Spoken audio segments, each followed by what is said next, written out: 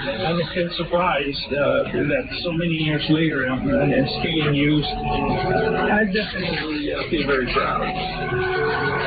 I'm very happy, and I have become a little bit of a teacher for young people to at least try to put your ideas forward and pursue the attitude of innovating and find new things where you can actually put your heart. Dr. Julio Palmer, the inventor of the balloon expandable stent, now lives in California, where he has his own vineyard. He was speaking to me, Tim O'Callaghan, to Witness History. This is the BBC World Service, also available on the BBC World Service app, where you can listen to live radio and your favourite BBC programmes and podcasts. Not enough money and time for fact-checkers on an unconscious scale. All the films that you make in the natural world are protagonists and never read the script.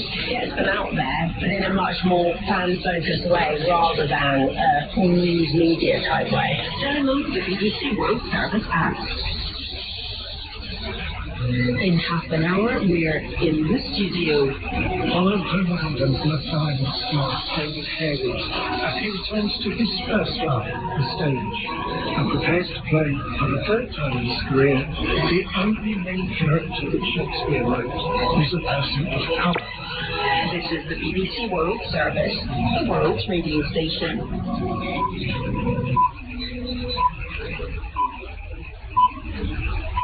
On the newsroom with me, Janet Jalil. Just to be clear, this is a threatening situation for Jamaica. You have 70% of the population living within 5 kilometers of the sea, with a storm surge possible up to 17 feet. The world's strongest storm of the year closes in on Jamaica with warnings of catastrophic flooding and several deaths already reported. It comes as the UN warns that the world is still way off track to meet its Paris climate goals. American researchers say satellite images from Sudan show evidence of mass killings by RSF fighters after their capture of the city of El Fasher. We see clear evidence of house-to-house clearance with what appears to be piles of objects consistent with human remains. The actress Prunella Scales, who played Virgil Forty's domineering wife in Fawlty Towers, has died at the age of 93. That's after this bulletin. I'm Debbie Russ with the BBC News. Hello. The World Meteorological Organization says it expects a catastrophic situation in Jamaica in the coming hours as Hurricane Melissa makes landfall with wind gusts of more than 300 kilometers an hour.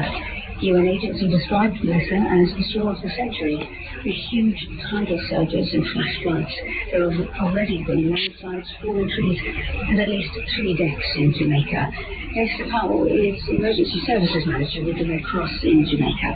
The biggest concern, flooding and landslides, a lot of the communities, especially along the southern coast, there are low-lying, and so flooding is a major concern, and the scale of impact in terms of damage to some of these communities that are still recovering from Hurricane Beryl.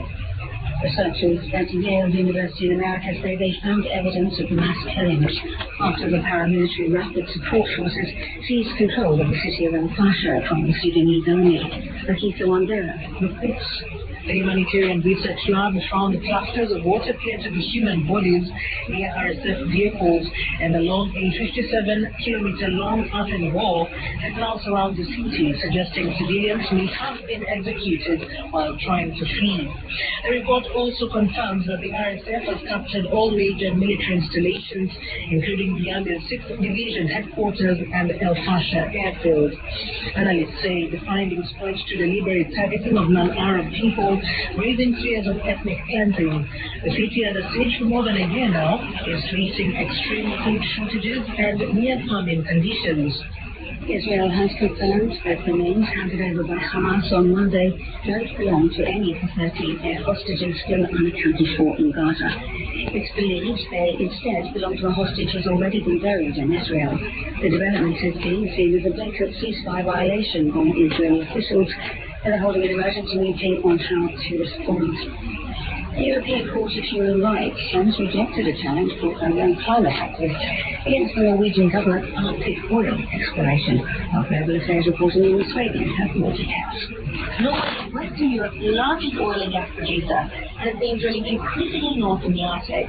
In 2016, the government awarded 10 exploration licenses in the Barents Sea, a move that sparked outrage from climate activists. Young companies launched the case with Greenpeace and Young Friends of the Earth, arguing that the oil exploration endangered the environment and their own futures. But Europe's top court unanimously ruled that there has been no legal violations or indications that the government has failed to respect the right to life. The UN says countries are not doing enough to keep the rise in global temperatures to under 1.5 degrees Celsius. This is the latest world news from the BBC. The Speaker of Georgia's Parliament has said the ruling party has filed a lawsuit to ban the country's three largest opposition parties. However, Papuashvili says the Georgian Dream faction had asked the Constitutional Court to declare the party's activities as unconstitutional. The government has accused the main opposition party of corruption and censorship under a previous administration. The plane carrying tourists has crashed in Kenya, killing all 11 people on board. Most of the passengers were from Hungary or from Germany. The light aircraft was travelling from Diani on the coast to the Masai Mara Reserve. Investigators are at the scene of the crash. Amazon says it's cutting 14,000 jobs from its corporate workforce. The online retail giant said it was shifting resources to what it called its biggest bets. The job losses represent about 4% of the company's 350,000 corporate employees. Here's our tech correspondent, Lily Jamali. This is a trend across American tech companies. In just the last year, we've seen companies like Microsoft and Meta, the parent company of Instagram and Facebook, do pretty widespread layoffs. Intel is another one, 22,000 layoffs there. And much of this is attributed to the advent of AI, although some question whether the rise of artificial intelligence is actually changing the nature of work, eliminating the need for certain roles, or if companies are really just using it as an excuse.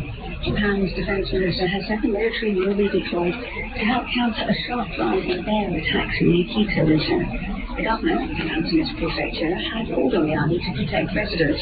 The troops will offer logistical help to the local authorities as the defense forces are legally prohibited from shooting wild animals.